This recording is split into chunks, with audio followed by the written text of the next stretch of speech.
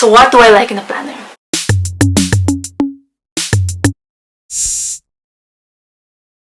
I like physical planners. I like having something concrete to hold on to write onto in the flesh. Putting things down onto paper for me is like putting something so abstract, such as my feelings, my thoughts, my beliefs and values, onto something that I could capture, assemble, shred with my bare hands. It makes me feel much more in control. It's easier for me to grasp, remember, organize my thoughts when I write them down. This was especially true when I was still studying and had to download huge bulk of information at once. So visualize with me.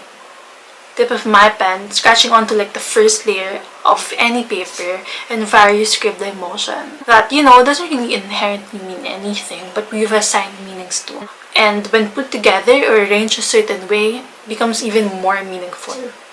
It's like what goes inside me through my different senses and what's processed in here and in here are traveling through my veins onto my hands and down to a paper. I know it's not the same for everyone. People say everything will go digital eventually. And in some cases, I really do think that it's more practical, more efficient to sometimes do things digitally. But I think the founders of Mosseri made a great case for physical planners and just notebooks in general. So I quote, "One of the age-old arguments is how ebooks are going to replace books eventually. But close to 20 years on since its inception, it hasn't happened yet. So I guess it really just depends on one's preference. Physical planners, notebooks are here to stay for people like me." So with that out of the way, what do I like in a physical planner then? Every year I start any planner by listing down my goals for the year. I like having a good blank, maybe dotted canvas to do that in. Some call it goals, fate goals, resolutions, tomatoes. And because I have such a bad memory, I like having a good highlight spread or page that I could fill up every single month as I go. Is it practical for planning? No, maybe not. It's not really for that. It's for documentation purposes. It helps when you want to look back onto the year that was. Also, page order is crucial to me. I don't want to be flipping through every single page each time I plan.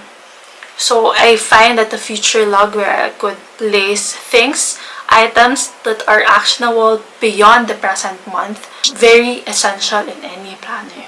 It's what I look back onto each time I start a new month. And to keep me in check regularly, I like having maybe a 4-pager monthly spread. The first 2 pages for like a calendar view with really wide enough boxes. And I had to reiterate that because you know how some planners just have very tiny boxes for like each single day. How do I fill that up? It's not enough. The next 2 pages for a review and plan. Review is for where I place a monthly inbox. This is where I migrate items from the previous month that I didn't really get to doing or crossing off. I want to make it clear though that it's an inbox because it's just really for incoming items. It doesn't really mean that if something is listed down there, I oblige myself to get to it that month. I still would be filtering things out depending on my capacity and my priorities for that month, because even though I use my planner as like a templated bullet journal, like a catch-all system, it doesn't mean that everything that I write down onto my bullet journal should get or will get my energy, time, and resources. That's just not practical, and I think that's the formula for burnout and never getting especially the important things done. Also, I do a monthly tracking of my end of month balance, my expense, income, cash flow, and money people owe me in total, etc.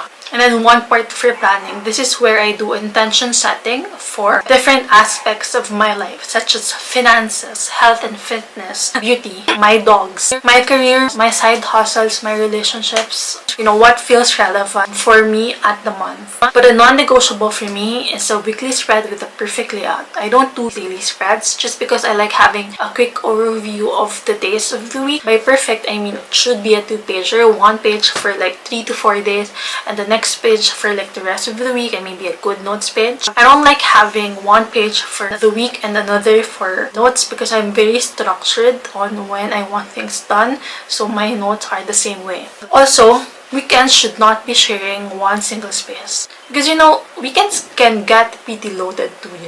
I also like sketching, so having lots of spaces that doesn't make it feel crowded is good. This means less branding and design space. I want my planner to feel as personal as possible for me and not another planner from a coffee shop or a certain brand. I'm not your employee. I'm not that loyal of a customer either. And while I do put a premium on functionality, it doesn't mean that it should only be functional. I just keep my happy to a feasible minimum. So there's media tracker, minimal sketches here and there, some color coding with pastel highlights, and functional stickers. Anything more than that would be sensory overload for me. I also don't have the luxury of time to be spending too much on my planning. My principle is simple. It may not apply to you. Like I said, it's not a one-size-fits-all world. But it's this. Planner should serve me and not the other way around. It shouldn't keep me in between its pages for far too long as well. And most importantly, I treat any planner as a bullet journal. Bullet journaling to me is more of a system of how I do things, not a notebook per se. I hope this is evident throughout the video. I do rapid logging, migration, feature log, weekly spread, legend signifiers, etc. But what I consider the core of bullet journaling that really helps me is the brain dump that I do at the start of each notebook every year and every month. You're unburdening yourself with thoughts, tasks, etc. and putting things down onto paper. And then you trim things down to what makes sense to you. Is this urgent? Is this important? Is this actionable? Do I have the resources to attend to this along with everything else that is urgent and important? Each day, each month, each year, I confront myself to set down and monitor goals, turn them into actionable items, celebrate life, and be intentional in remembering even the most mundane details throughout the year.